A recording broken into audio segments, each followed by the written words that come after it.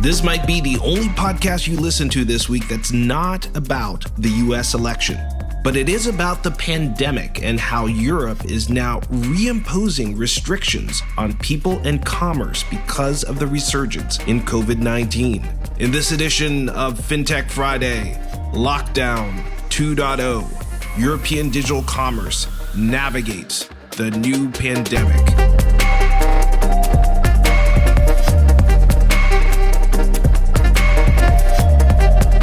I'm Silvio Tavares here in San Francisco on November 6th, and this is FinTech Friday, brought to you by CardLinx. It's great to be with you.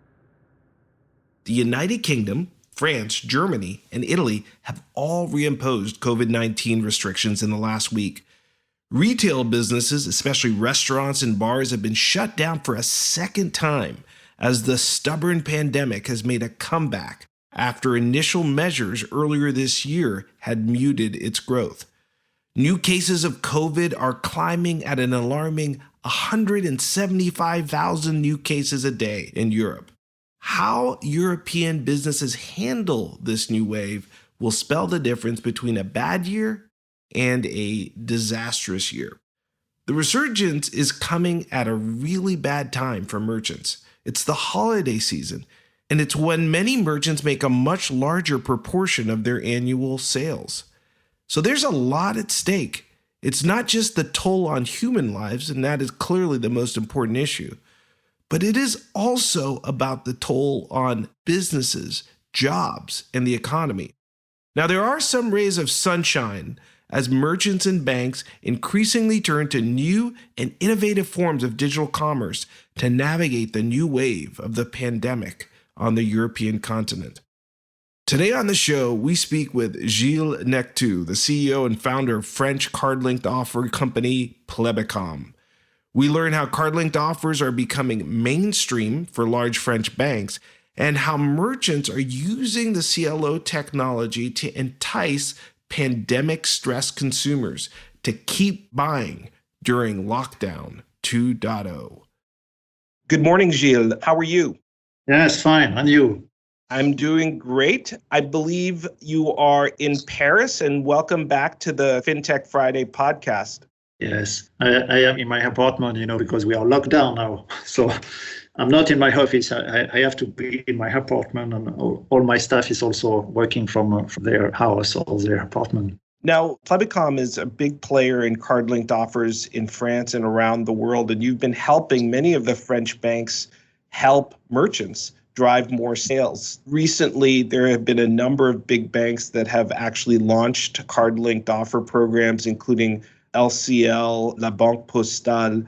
How are these programs doing, and are merchants that are in trouble, are they starting to use card linking more because of this wider distribution of offers and wider ability to reach consumers through the banking channel, either online or through mobile apps? Yes, there is some banks like LCL was the first bank to launch with their CLO platform in France. And they have made a very interesting move to build a new CLO platform only for SMEs like restaurant, hairdresser, and it's an interesting experience. We are working also with, in France, Société Générale, which is one of the top 5 banks, and we provide for them a lot of offers for in-store retailers. They are doing very well, and this kind of banks, they can help us to convince big retailers to use this channel in order to increase their sales, because most of the banks, they can analyze the transactions, so it's easy to make some very strong targeting. So for the big retailers, they are interested by that for targeting and also for big reach of consumer. Because right now we have built a network with all these banks of more than 12 million members. So for big retailers, it's become to be significant. The other thing, there is a lot of FinTech companies. Most of them, they are very interested by cashback offers because it's big values for them. So We are working with most of them, and that's very interesting also because it's very easy for them to make targeting. They have a lot of users. So I'm very optimistic for the CLO business for the future. It sounds like it's a very challenging market environment, but this new distribution channel is very attractive for a number of the big banks. You mentioned a number of them, including Société Générale, LCL, like Banque Postale is another one that's launched CLO. So it's a pretty broad audience now of consumers that can be reached by this. A question about e-commerce. One of the things that we're seeing in markets like the US, Canada, South Korea, Japan, we're seeing a lot of the card-linked offers moving to driving e-commerce online purchases rather than traditionally what we've seen, which is using CLO to drive in-store purchases. Are you seeing some of that shift as well? Merchants wanting to use CLO in France to drive e-commerce instead of in-store? It depends of if the merchants, if they have already an affiliate program, if they have already some affiliation platform. If they don't have anything like that, they are very interested to use CLO in order to generate sales for the online merchant. But if already they use some affiliation network, the problem that we have is how we do the duplications, how we make the attributions of the sales. It's not easy to convince them to use CLO because they are afraid to pay several times the commissions for one purchase because it could happen if there is no deduplication of the commissions.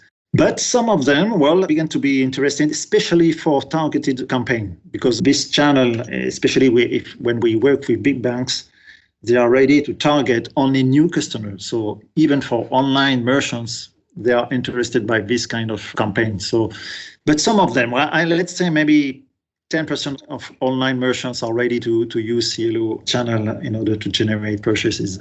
I don't know in US, what is the percentage of e-merchant using the CLO or channel? Well, that's one of the things that we published recently in our 2020 annual study, and we've seen a very significant shift.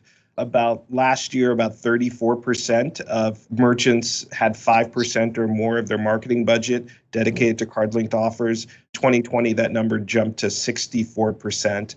So most merchants adding a significant amount of their marketing budget and directing it to card-linked offers. But even more interesting, when our study asked market participants which is the best merchant category for card-linked offers, number one was restaurants, and that's been the case for quite some time. But number three was actually e-commerce merchants. And that's the first time this year in 2020 that e-commerce merchants have been one of the top three merchant categories. So that's a new change, and we're seeing a significant movement towards e-commerce for card-linked offers, which is a good development. And it sounds like the same thing is happening in France, but it's a little bit earlier stage than maybe what we're seeing in other larger markets in North America and Asia. I'm actually in the office today. Things here in San Francisco and the California area are doing a little bit better in terms of the pandemic. The situation, though, in Europe and in France particularly, as you point out, has changed quite a bit, and new restrictions are in place. Can you tell me a little bit about what's happening right now on the ground and what has changed in some of the new restrictions? Yes, well, it's a second lockdown. It means that all the retailers they are locked, so there is no more way to make the in-store purchase, only for food. So that's a big problem because we were very excited to see in July and August strong recovery of the economy in Europe, and that was very great, especially for the travel sector. In September and October. But now I think it will be very difficult for the travel. It will be very difficult for the restaurant and most of the retailers. They will have very, very big problems. We have something like 30 or 40% of decreasing of the average basket, even for online purchase. It means that people are very afraid of everything. And so they stop consuming, even in this period of pre-Christmas purchases. So it's quite a big problem, I think. Yep. So it's been a very significant change. I think every country, every major economy had hoped that by now we would have been in a position not to have to reimpose restrictions, but it's happening, in fact, in France, in Germany, and in Italy, three of the largest economies in Europe. Can you tell me whether any of the merchants that you serve, whether they maybe learned any lessons from the last lockdown And are they now implementing some of these new lessons in this second lockdown phase? Yes, maybe for the biggest one right now, they know how to make some click and collect offers and also to be stronger for the e-commerce. And also for online, for example, for booking, when we can see in our KPIs is that booking decrease of nearly 50% compared to last year. But some of the big merchants, they are now organized to do better e-commerce. They invest a lot in e-commerce platform. We can see, for example, Zara, that has closed nearly 20% of their shops. But in the same time, they have invested something like 2 billion euro for the e-commerce platform. So there is a big shift in the traffic in the shop compared to traffic to the online merchant. The picture you're painting is one of really widespread challenges for retailers, not just in France, but really across Europe. What about European consumers? It sounds in some ways that European consumers are impacted by fear and low consumer confidence about the future. What do you expect for the upcoming holiday spending season in terms of consumer shopping and consumer spending? Yes, I think there is two things very different. The first one is that what we observe is all around Europe is that even after the end of the first lockdown, the consumers didn't really come back in the shops like before. In the same time, they are afraid of everything. So they don't purchase a lot online also. So for the online business, it is better, but it is not as better as we can expect, But what we see, I think maybe for the Christmas purchases, by the end of this week or next week, maybe we will have a very big increase of online purchases because most of the people will want to buy right now to be sure to get the gift and their things like that. Sounds like a very volatile situation. It's very difficult to forecast. Now, one of the areas where France is quite unique, France and Paris, where you are today, is one of the world's top tourist destinations. In fact, for most of the past decade, every single year, Paris is the number one place that tourists visit from around the world. What is happening right now? Are there any tourists starting to return to Paris? And if not, when do you expect that to actually come back? Because that's a big driver of card spending. Well, it's very difficult to say. Huh? When I discuss with my friends, when they have restaurants, they told me, 50% of our business normally is done with tourists. And so they say, we have lost nearly 50% of our business because there is no tourist here in Paris. So when they will come back, I don't know. If we find a vaccine very quickly, it could be a quick solution to come back to a normal situation. Definitely on the tourism side as well, a really significant decline in visits. Gilles, I want to thank you for the time today. As always, your insights were great, and we appreciate having you back on the show today. It sounds like things are a bit challenging right now in the French and European markets, but you're very optimistic about a turnaround, maybe even in this holiday season, if not in 2021. But thank you so much for being on the show today, Gilles. Okay, thank you, Silvio. Thank you.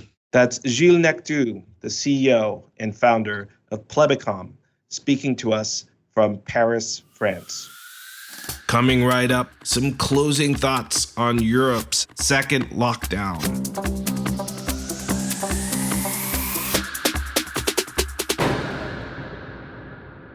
This new wave of the pandemic is a very real warning to the rest of the world to proceed with caution.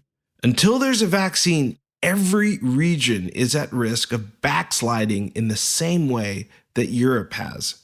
It's really hard to find a positive spin on the European situation.